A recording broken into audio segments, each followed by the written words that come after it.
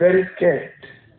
When she came in the house, I told her that, do you believe that God can do anything? She said yes. One thing with me is that I believe anything can happen. With the word of God, I believe anything can happen. So I asked her, do you believe that anything can happen? She said yes. I said, kneel down. She's knelt. I said, Yakoma is when he said tomorrow, 8 o'clock.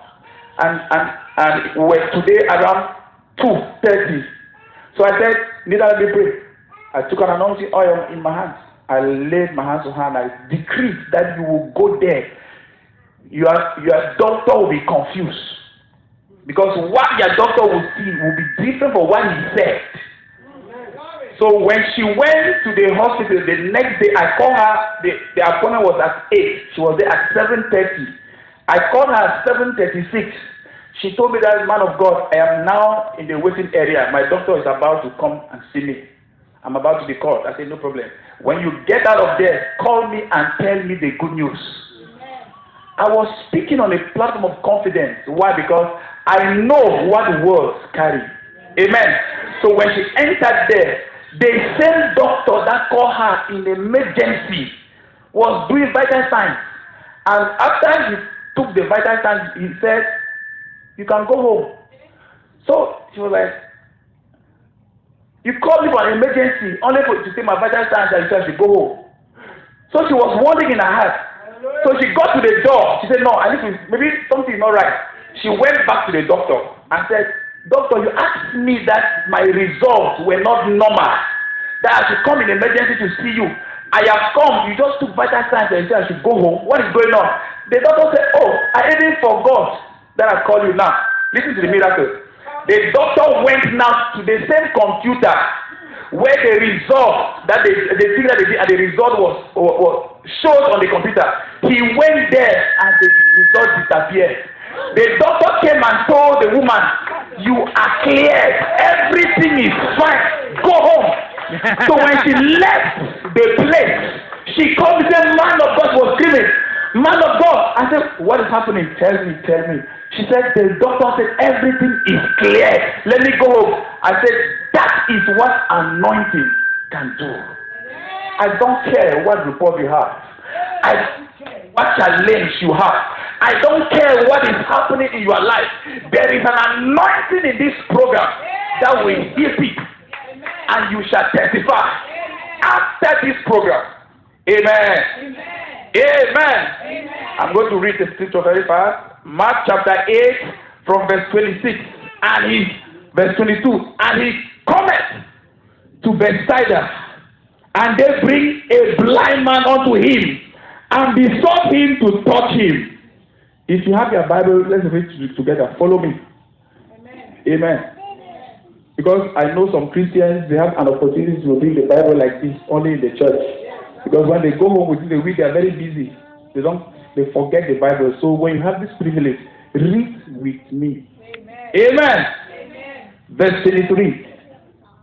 And he took the blind man by the hand, also by the hand, and led him out of the town. And when he had spit on his eyes and put his hands upon him, he asked him if he saw aught. And he looked up and said, I see men and trees walking. 25. After that, he put his hands again upon his eyes and made him to look up. And he was restored and saw every man clearly. 26. And he sent him away to his house, saying, neither go into the town, nor tell it to any man in the town. Hallelujah. The caption of this conference, this anniversary is, let God do it. Listen, now, God will only do what you cannot do. I used to tell people, some people are calling God to assist them on things they can do. But God is necessary to come on scene on things you and I cannot do for ourselves.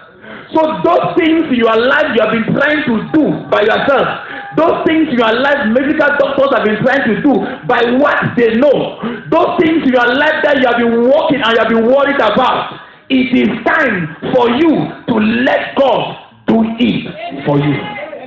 Amen. Amen. Here we talk of a man who was blind and was living in a city called Bethsaida. I made my findings, my research, and I understood. But Bethsaida means a city of hunting. You don't understand? A city of fishing.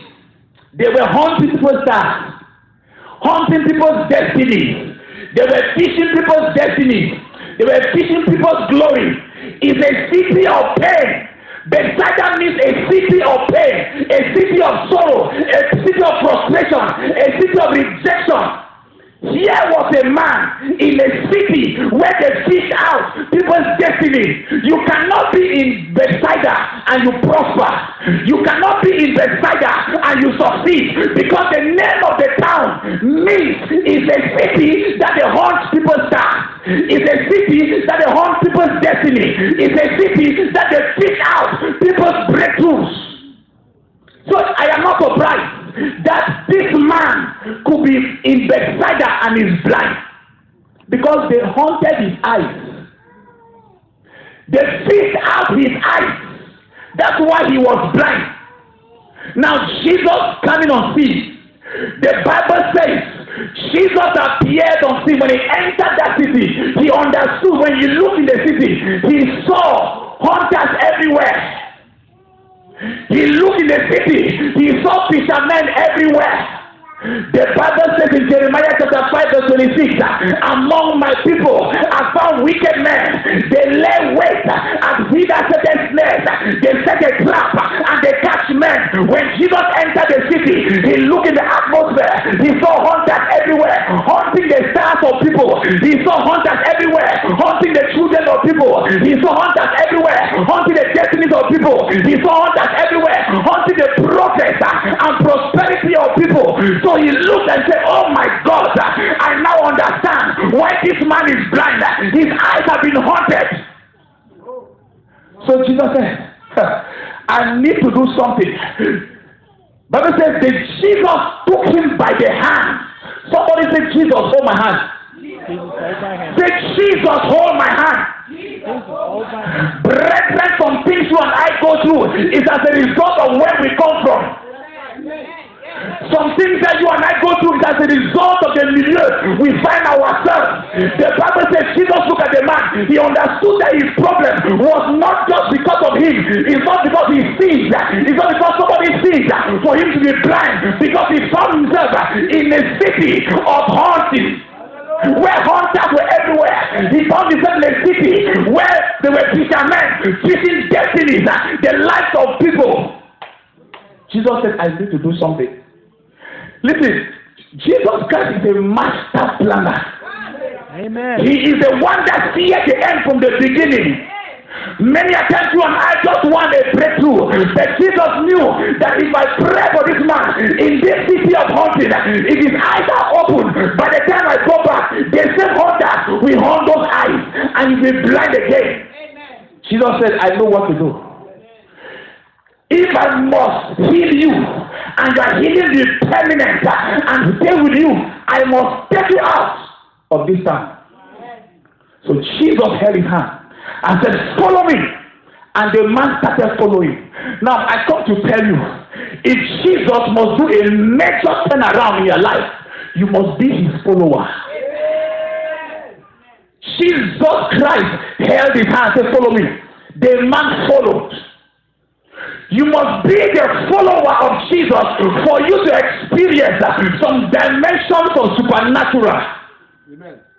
If you are seated and under the sound of a voice, wherever you find yourself, if God must do something in your life that will mark history, you need to surrender yourself to him.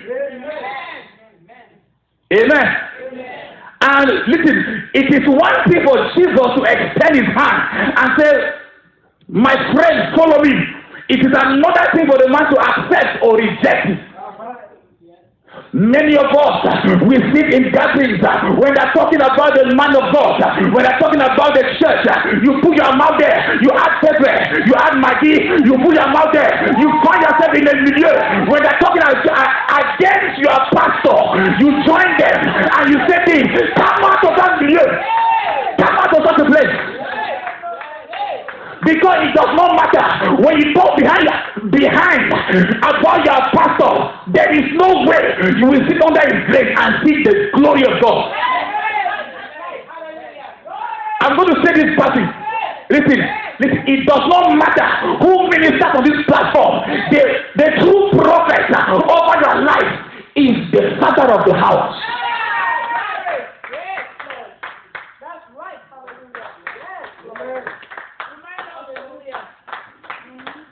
Don't underlook.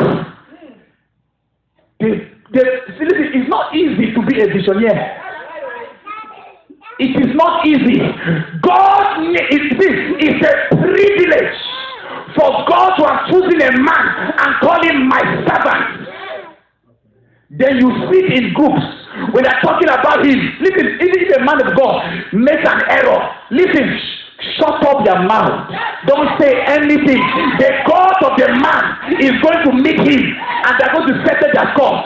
Shut up your mouth. Come out of that milieu. Jesus understood that your problem is because you joined gossipers. The things you are going through is because you are with the wrong friends. Come out of that milieu. If that breakthrough was come, if that deliverance was come, you must come out of that milieu. Separate yourself from those kind of friends. Listen, any friend or any colleague that is talking against your pastor, against your ministry, separate yourself. Those are not good friends.